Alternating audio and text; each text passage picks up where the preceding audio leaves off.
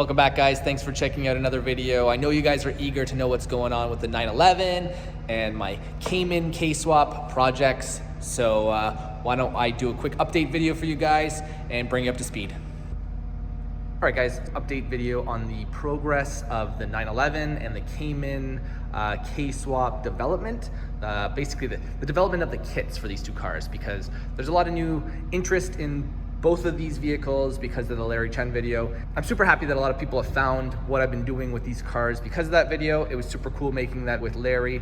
I've been getting a lot of questions about what's going on, so I'll try to address as many questions as I can think of, but I do intend on doing more videos. I'm gonna do like video series on the 911 development and video series on the Cayman development, because they're very different setups, very different engine swaps.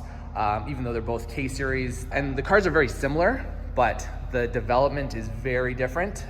If you're new to the channel and new to what I'm doing and just recently started checking out my videos, I have a whole playlist on what I did to my 911, which is the one back there. And then I have this 911. This is a 2006 911 that I picked up. It had a blown engine. It was a complete car. Technically, it had the engine, it has the transmission, but it was all taken apart by the previous owner. And when someone else takes apart cars, sometimes parts get lost or misplaced. It's missing a couple important pieces, like the mounts to mount the transmission back into the car. So I've ordered those parts. They're on their way. They should be here very soon, hopefully today, tomorrow, and then I can actually start assembling this car, because most of the production level parts are basically ready to go. The most important part would be the engine brace. This is a final version, a production level version of the engine brace, and I'm ready to test fit it in this car once I get the missing pieces, so I can finally mount this engine and the original Porsche transmission into the car. For anyone that's new, I am using a Honda K987 out of basically like a 2012 to 2015 Honda Civic Si. The kit will use an original Porsche manual transaxle. Currently, the kit will only work with manual transmissions. Eventually, I hope to expand it to be able to use the automatic transmission as well, because a lot of people have been asking about that. For now, it's only gonna support manual transmission. So there's been a lot of questions about the kit for the 911. Kit means a lot of things to a lot of different people. What I hope to provide is basically all the parts necessary to do the swap, and you can go on, you'll be able to go on my website once it's launched. You'll be able to order the parts that you want a la carte, the engine brace, the valve cover, a wiring harness if you want, an ECU, a power steering kit. Separately, you will need an adapter plate. The adapter plate is already readily available. I do have no intention of trying to make one of those. The adapter plate to bolt the original Porsche transmission to the K-Series engine is already available from Kennedy Engineering Performance. I'll try to put the link in the description. You can talk to them. That's the adapter plate and clutch kit that I used in my 911 back there. I'm very happy with that, with their kit, and it's a very reasonable price. It's just a little bit under $2,000 US, and I think that's a really good price for an adapter plate and a clutch kit. The number one question I think I've been asked is, how much does it cost? And everyone wants to know, and I honestly don't have a price yet because none of the parts are fully in production yet, but I have some ballpark numbers that I've been sharing. So individually, parts are fairly inexpensive, but when you sum up all those parts, it does add up quickly. And so like it's a whole bunch of thousands of dollars, say, right? Like an engine is $1,000. The adapter plate and the clutch kit, that's like $2,000. I hope to be able to offer this engine brace for about $800. You have to use a valve cover, and I think technically mine will be the only one that'll work. There's no other valve covers out there. Skunk 2 won't fit, Drag Cartel won't fit, so one of my valve covers is gonna be required, especially with my kit. To line up with my engine brace, you're gonna have to use the valve cover that I'm working on. Because it's a low quantity production, they're slightly more expensive. It's probably gonna be, for a cast version, it's gonna be about $1,000, I think. I'm hoping to be in around that range.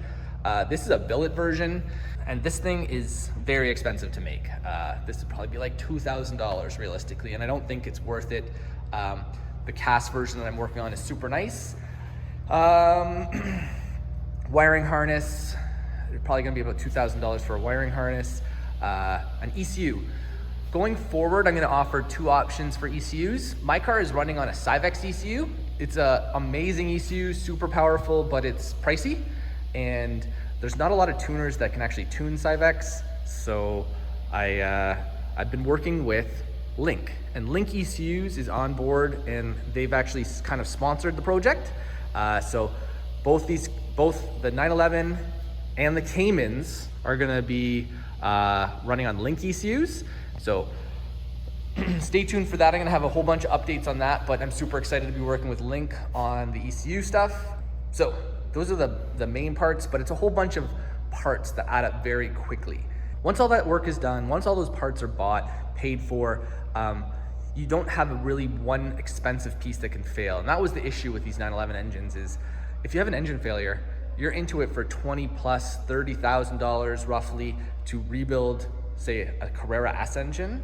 So in my mind, the benefit to this swap is you've spread the cost out over a whole bunch of parts. You're not gonna have one single failure in the future that's extremely expensive, like say, for example, the original Porsche engine that fails, and that is a $20, $30, $40,000 rebuild, and which is basically the whole value of this car, which is just, doesn't make sense to me. So this is why I like this K-swap option, because you'll spend a bunch of money to get the engine in the car, and you can do whatever you want. But in the future, if you happen to ever have another engine failure, another engine is roughly $1,000. So you have protected yourself for future failures where you won't be spending a whole bunch of money again. So that's kind of my take on it and my reasoning behind doing this engine swap. To sum it up, I really don't have a full price list, but like, I would budget between $10,000 and $20,000 easily. It really depends on a bunch of things, like which ECU you decide to go with and which turbo you decide to go with, because you can spend $2,000 on an ECU, or you can spend $7,000 on an ECU, you can spend $800 on a turbo, you can spend $3,000 on a turbo. There's just a lot of variables to consider when doing this swap. So, but as I finish the development on this car and parts are finally finished, I will share the final price and give you guys a better idea. All right, so moving along, I'm gonna start talking about the Cayman and Boxster K-swap development. So there's been a ton of behind the scenes work. I haven't technically really touched the car since the last video, and I did do 3 videos the beginning of 2022, I believe it was. And but I haven't touched the car, haven't physically worked on the car in a while, but I've just been collecting the parts, developing the parts, doing the CAD work, and I'm very close to start sharing that stuff with you guys. But for anyone that's new, the plan is to put a same Honda K-Series K24 engine in, but this time around in the Cayman and Boxsters, there's no nice way to make the original transmission work in these cars. With the K-Series, you would end up having to cut too much of the car, and it's just not practical. So I figured a better solution is to use a K-Series transmission. And there's pros and cons to all these scenarios, but I think this is a really good option because K-Series transmissions are fairly inexpensive, fairly easy to get, and there is a ton of things you can do to them. You can run them as is. This is an OEM, I think it's like probably a 2010 Civic Si transmission. So 6-speed transmission with factory LSD. You can put this in as is, and it should easily be able to hold up to 400 or 500 horse, depending how you drive it. And technically, if you really want to abuse it, there's gear sets you can buy for very reasonable prices. You can buy upgraded LSDs. The sky's the limit for these transmissions. You can even go crazy and get a sequential transmission if you want. There's just lots of options for this transmission. One of the things I like about this option is all the good K-Series transmissions are 6 speeds. I believe only the Cayman and Boxster S's came as 6 speeds. So if you have a non-S Cayman or Boxster and you want it to be a 6-speed, if you end up doing this swap, you'll easily be able to upgrade the transmission to a 6-speed and technically upgrade it to LSD as well, because as far as I know, none of the Caymans and Boxsters came from the factory with the factory LSD. So that's kind of all I have right now. I'm still waiting on some parts for this Cayman to come in. I've sent off to the laser cutter to get a prototype version of the subframe that we're developing, cut and formed so that we can weld it together and basically be able to test the subframe in the car. and then start mocking up the engine and transmission in place. But before I do anything to this car, before I change out anything else, and while the original engine is out and the original subframe is still in the car, I kind of want to weigh the car as it sits. Basically just minus the engine and the transmission. The Porsche subframe is still in there, so I'm very curious to see how much it weighs without the engine and transmission and the exhaust system technically. So I know when I weighed it before we took it all apart, I believe it was 3,030 pounds. So I'm gonna pull out the scales, put them underneath the car, and we're gonna see how much this Cayman weighs without its engine and without its transmission. All right, Cayman's on the scales and I have the weight. The weight is 2,247 pounds. And if you subtract the original 3,030 pounds, that is almost 800 pounds for the engine and the transmission and the exhaust system. So it'll be very interesting to see once this is all done with its new K-Series engine, transmission, and the new subframe that I'm putting into it, and the turbo setup and the new exhaust system, how much this ends up weighing. But it's interesting to know that now the car without its drivetrain weighs in at 2,200 and basically 50. So anyways, maybe I should weigh my 911 since I have the scales out, and it won't take much to weigh this 911 and see what it weighs without its drivetrain. All right, got the 911 on the scales, and this is a 2006 911 Carrera, so it's a base model. Right now, it doesn't have an engine, it doesn't have a transmission, it doesn't have rear bumper, rear crash bar, taillights. It's missing its battery, which is a big thing. The Cayman S has its battery in it. I don't know how much fuel is in there, but basically everything else is there. Obviously no exhaust system and whatnot. This thing comes in at 2,285 pounds, only slightly heavier than the Cayman, which I'm very surprised by. And my 911, when I weighed it all said and done, full tank of gas, full weight, everything installed, weighed in at 3,120. Unfortunately, I don't know what this car weighs because I never got a chance to weigh it with its, I don't know what it originally weighed with its full drivetrain, but I did weigh a completely stock Carrera S in a previous video. I know it weighed almost 200 pounds more than my car, but very interesting. This car weighing in at 2,284 pounds, currently weighs a little over 800 pounds less than my car. So it'll be interesting to see. All said and done, when I put the full K-Series swap with the transmission, the intercooler, the turbo kit, all its body panels back on, a battery back in it, fill it up with gas. I'm very curious to see if this car weighs as much as my car. But either way, I had the scales. I thought it would be interesting to find out what these things weigh while they're all apart. Actually, while I have the scales still out, why don't I take this opportunity to throw the transmission on one of the scales, see what it weighs, throw the K987 on the scales, see what it weighs. It's not a perfect representation. Maybe I should try to track down some accessories because it's missing the alternator and the AC compressor. Maybe I'll grab that and throw those on there to see what the total weight would be. And while I'm at it, I could also just throw the 911 transaxle on it. So let's see what these things weigh.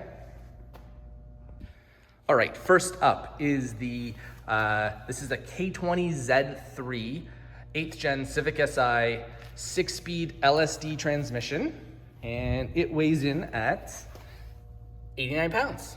So pretty light transmission. Why don't I actually throw the 911 transmission on next and find out how much the Porsche transmission weighs in comparison to a Honda K-Series transmission. All right, Porsche 911 Carrera base model 6-speed manual transmission on the scales.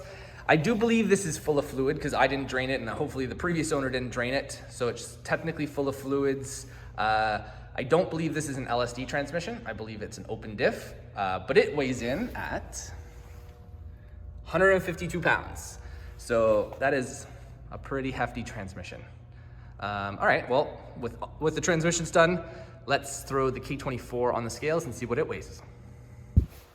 All right, K24 Z7, so 2012 to 2015 Civic Si, 9th gen Civic Si engine, weighing in at 257 pounds, basically like 260 pounds. So that is without the AC compressor and without the alternator. I'm gonna go see if I can find one and put it on top, and we'll just see what those add to the total weight.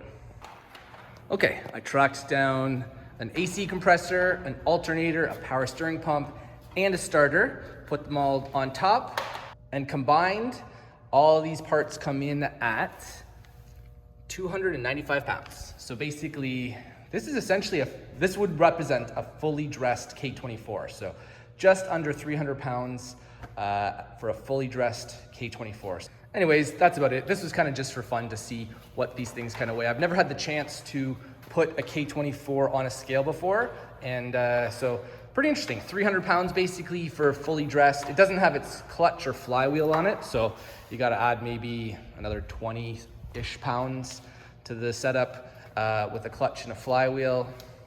But all said and done, pretty light. And basically the difference we're missing right now out of this 911, we're missing about 800 pounds compared to mine. So it'll be interesting to see as we put everything back into it, like the intercooler, the exhaust system, the ECU, the battery, fill it up with gas. It'll be interesting to see what it ends up weighing in the end. But anyways, that's about it for today. I just wanted to do this quick update. I know I'm probably missing a bunch of stuff, but by all means, if you have any questions about these projects or about the kits and as they're progressing, by all means, put them in the comments, and I'll do my best to read them and try to address them in future videos. But that's about it for today's video. Thanks again for watching, guys, and I'll see you again soon. Bye now.